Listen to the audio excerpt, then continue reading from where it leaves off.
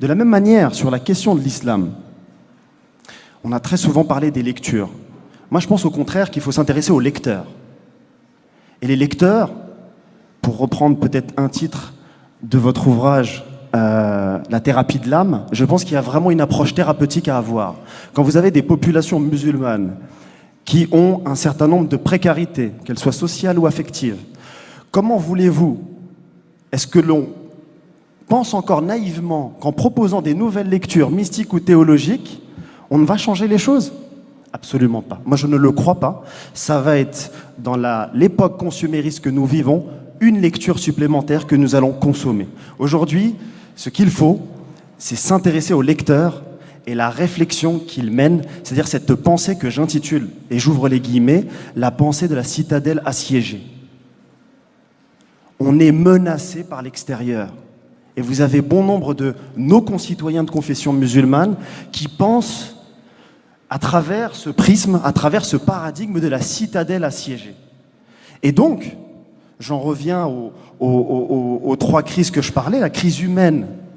Si vous êtes face à des envahisseurs qui viennent avec leur ego, bien évidemment, toute la pensée qui va se faire à l'intérieur des communautés musulmanes, ce sera des pensées qui vont flatter un ego, des égos communautaires. Et donc vous allez avoir des égos qui vont s'affronter. Ça, c'est la première des choses. La deuxième des choses, c'est cette crise de la pensée. Pourquoi penser quand on est en guerre? Pourquoi penser quand je suis dans ma citadelle assiégée que je me sens menacé? Et si des intellectuels qui sont présents devant moi osent penser, mais pour quelle raison? Vous n'êtes pas solidaire.